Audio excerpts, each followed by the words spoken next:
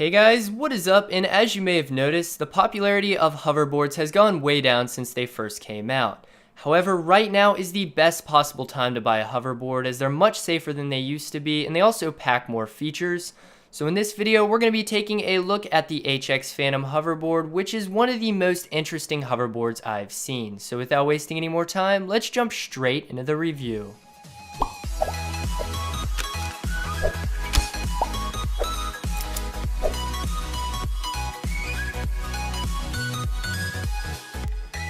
Now when it comes to hoverboards, I think one of the most important things to be aware of is safety, as many older hoverboards had issues with overheating and even catching fire. And that's why I would like to kick off this review by saying that one of the standout features of this hoverboard is that it's made using UL tested LG batteries, and it also has multiple other safety certifications, meaning that you won't have to worry about it overheating or anything like that. Now first impressions when pulling it out of the box was that it was clear that not only are the batteries quality made, but the entire thing just feels extremely solid. It's made out of good quality plastic, and I honestly was surprised by how heavy it is. It weighs about 22 pounds for the 6-inch version and 24 pounds for the 10-inch version, which is the one I have here. Taking a closer look around it, starting on the front we have two lights which light up when you're on it. And on the back we have a power button along with a charging port, which comes with this rubber protector to keep water out, which is because this is actually rated at IP54 water resistance, meaning you won't have to worry if a little bit of water is splashed on it. On the bottom are two speakers which you can connect to your smartphone through Bluetooth to play music, but I'll talk about that a little bit later on in the review.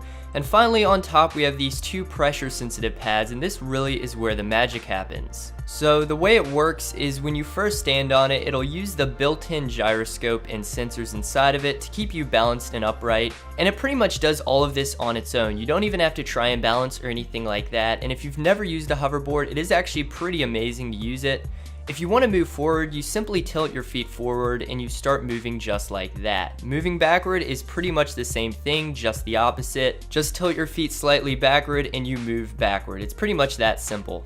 After about an hour, I had no problems at all using it, and after you've been using it for a while, it gets to the point where you can just simply think of going forward and you'll just naturally lean forward. And once you get the hang of everything, this thing is actually a lot of fun to use. After about an hour, I could easily hit max speed on it without feeling like I would fall off, and you can go surprisingly fast on here with a max speed of over 9 miles per hour, which is a bit faster than the average person's jogging speed.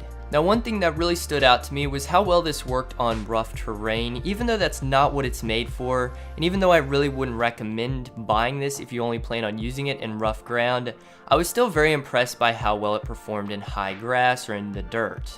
Now the version I'm using came with 10-inch tires, and I've heard that it does work a bit better on bumpy or rough ground compared to the cheaper 6-inch version, but where I was testing it, it was pretty rough and it did surprisingly well.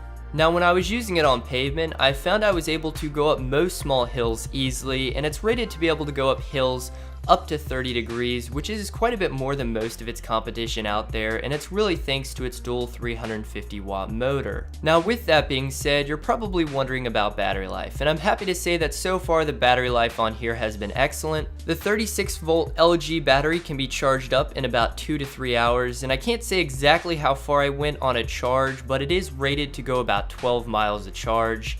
And in my testing, I found the battery life to last about 2 to 3 hours of use before it died. Now one feature that I found pretty cool but probably isn't going to be that useful is the included Bluetooth speaker, and I found that it actually is pretty good. The Bluetooth speaker gets very loud. It's not the clearest, but it gets loud enough that you can be using the hoverboard at max speed and still hear your music no problem, and it can connect to any smartphone via Bluetooth, which is very nice.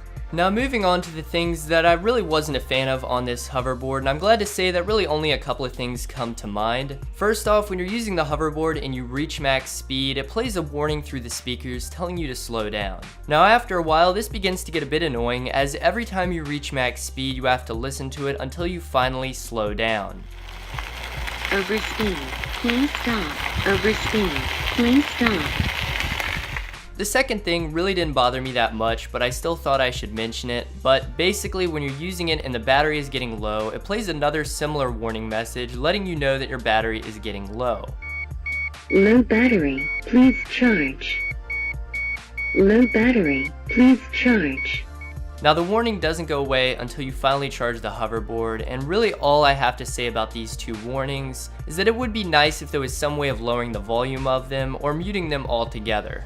In conclusion, what is my takeaway from all of this? Well, there's never been a better time to buy a hoverboard thanks to all the safety improvements over earlier models, and honestly, I think this is one of the better options for a hoverboard in 2017. So I would definitely recommend this not only because of how much fun it is to use, but because of its safety certifications, so you won't have to worry about riding or charging the hoverboard. Before I wrap everything up, I would like to mention that if you're looking for something a bit different, you may want to check out the new HX Wheel Surf from HoverX. If you'd like to learn more about it, I'll be sure to leave a link to where you can check it out in the description down below, and I'll also be sure to include a coupon code if you decide to order one. But anyway guys, that's about it for this video. I hope you guys enjoyed, and I would like to give a huge thanks to HoverX for sending this out for review. But that's about it for this video. Thanks for watching, and I'll see you in my next video.